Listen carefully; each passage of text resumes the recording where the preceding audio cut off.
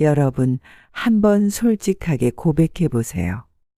우리 모두 사랑하는 사람들에게 잘해주고 싶은 마음에 과하게 다정하고 싶을 때가 있지 않나요? 그런데 놀랍게도 우리의 선의가 때로는 관계를 해칠 수 있습니다.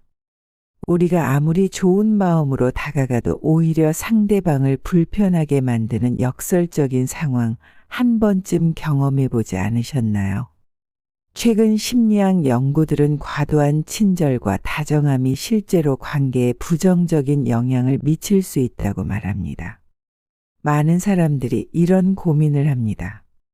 내가 너무 과하게 하는 건 아닐까? 왜 내 진심이 통하지 않는 걸까? 가족, 연인, 친구 사이에서 서로를 진심으로 대하고 싶은데 오히려 거리감이 생기는 경험. 우리는 진심을 전달하고 싶은데 왜 자꾸 오해와 부담감만 쌓이는 걸까요? 이는 단순한 소통의 문제가 아니라 관계의 깊이와 연결된 중요한 감정적 기술입니다. 그렇다면 해결책은 무엇일까요? 오늘 우리는 담백한 소통이라는 관계의 비밀 무기를 통해 진정한 소통의 깊이를 탐구해 보겠습니다. 마치 맛있는 요리에 과도한 양념을 치지 않고 재료 본연의 맛을 살리는 것처럼 우리의 감정과 생각도 그렇게 전달되어야 합니다. 담백한 소통의 본질은 감정을 억누르거나 차갑게 대하는 것이 아닙니다. 오히려 진심을 가장 순수하고 명확하게 전달하는 방법입니다. 마치 맑은 물처럼 투명하고 깊이 있는 소통을 의미합니다. 실제 상황을 예로 들어볼까요? 직장에서 동료가 힘들어하는 모습을 봤다고 가정해 봅시다. 흔히 우리는 너무 힘들겠다, 정말 대단해, 내가 도와줄까? 와 같은 말을 합니다. 이런 말들이 나쁘진 않지만 때로는 오히려 상대방에게 부담감을 줄 수 있습니다. 대신 보니까 힘들어 보이네. 도움이 필요하면 언제든 말해줘라고 말하는 것. 이것이 바로 담백한 소통의 힘입니다. 간결하면서도 진심이 담겨 있고 상대방의 공간과 감정을 존중하는 말입니다. 그렇다면 왜 너무 다정함이 위험할 수 있을까요? 10가지 이유를 통해 깊이 있게 탐구해 보겠습니다. 첫째, 심리적 부담감입니다. 지나친 다정함은 상대방에게 무의식적인 심리적 압박을 줄 수 있습니다. 예를 들어 친구나 동료에게 지속적으로 도움을 제안하거나 과도한 관심을 보이면 상대방은 진심으로 고마워하기보다는 부담감과 죄책감에 휩싸이게 됩니다. 그들은 당신의 도움을 거절하기 어렵고 계속해서 당신의 기대에 부응해야 한다는 무형의 압박감을 느끼게 됩니다. 둘째, 오해의 위험입니다. 단순한 친절이 잘못된 신호로 해석될 수 있습니다. 특히 친밀도가 낮은 관계나 전문적인 관계에서 지나친 다정함은 오해를 불러일으킬 수 있습니다. 직장 동료에게 지나치게 개인적이고 친밀한 관심을 보이면 상대방은 당신의 의도를 오해하거나 불편함을 느낄 수 있습니다. 셋째, 개인의 경계 침해입니다. 좋은 의도라도 지나친 다정함은 상대방의 독립성과 개인 공간을 침해하는 것으로 느껴질 수 있습니다. 개인마다 원하는 사적인 공간과 친밀도의 수준이 다릅니다.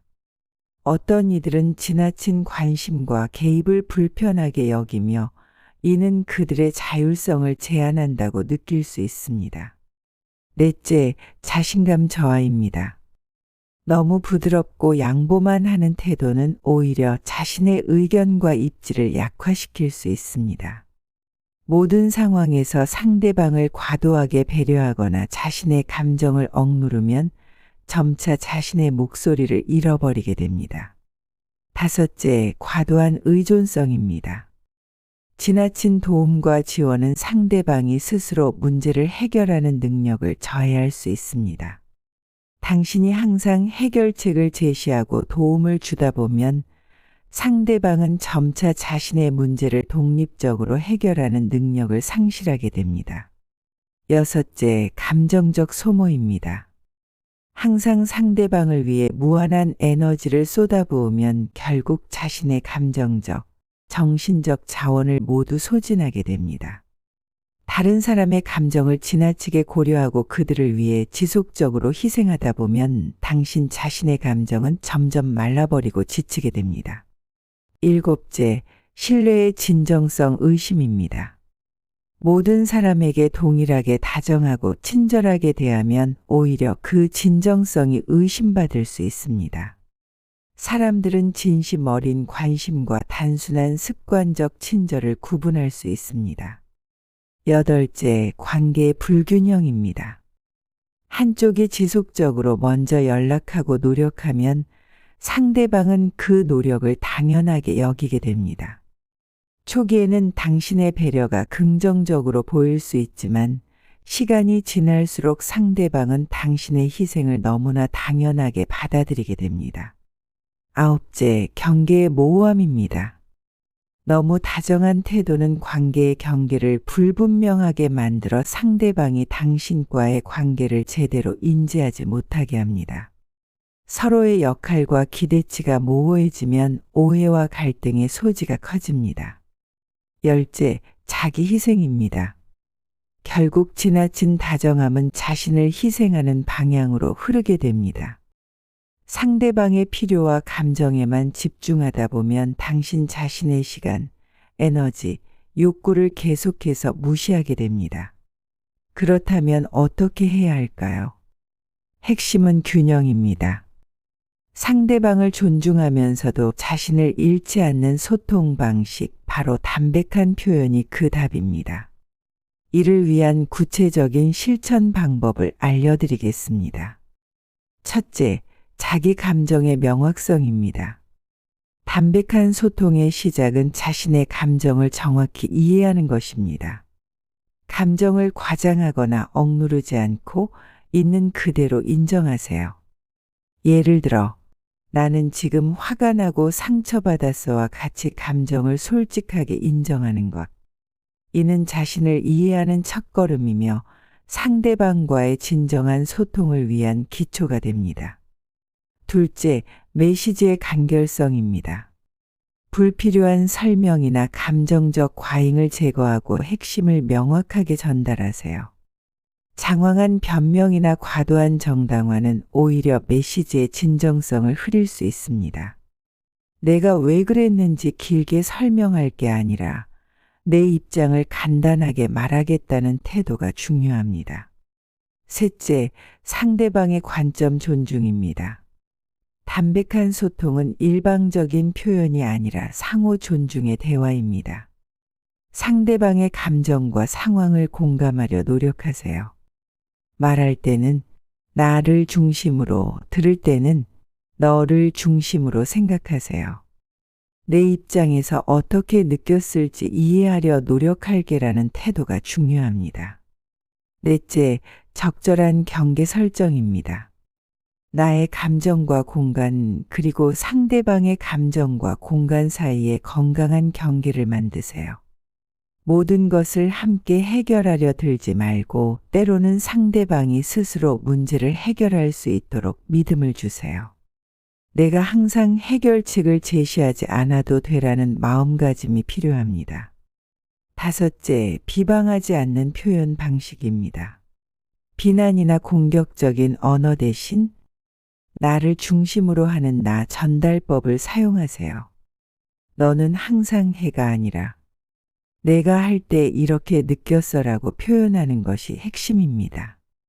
이는 상대방을 공격하지 않으면서도 자신의 감정을 진솔하게 전달할 수 있는 방법입니다. 여섯째, 지속적인 자기 성찰입니다. 담백한 소통은 하루아침에 이루어지지 않습니다. 매 대화 후 스스로를 돌아보고 어떻게 더 나은 소통을 할 수 있을지 고민하세요. 내가 방금 전달한 메시지가 진심을 담고 있었을까? 상대방의 감정을 충분히 고려했을까? 와 같은 질문을 스스로에게 던져보세요. 일곱째, 용기와 연민의 균형입니다. 담백한 소통은 때로는 불편한 진실을 말해야 하는 용기와 상대방을 이해하는 연민이 동시에 필요합니다.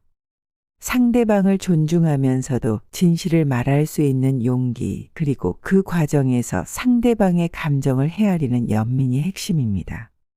마지막으로 실수를 두려워하지 마세요. 완벽한 소통은 없습니다. 때로는 실수하고 사과하고 다시 시도하는 과정이 진정한 성장입니다. 내가 지금 완벽하게 소통하고 있지 않을 수 있어. 그래도 계속 노력할게라는 태도로 접근하세요. 담백한 소통은 기술이 아니라 삶의 철학입니다. 이는 단순히 말을 잘하는 것이 아니라 서로를 존중하고 이해하며 성장하는 방식입니다. 우리의 관계는 완벽함이 아니라 서로를 향한 진심과 존중으로 깊어집니다. 여러분, 오늘 이야기를 통해 인간관계의 새로운 깊이를 발견하셨기를 바랍니다.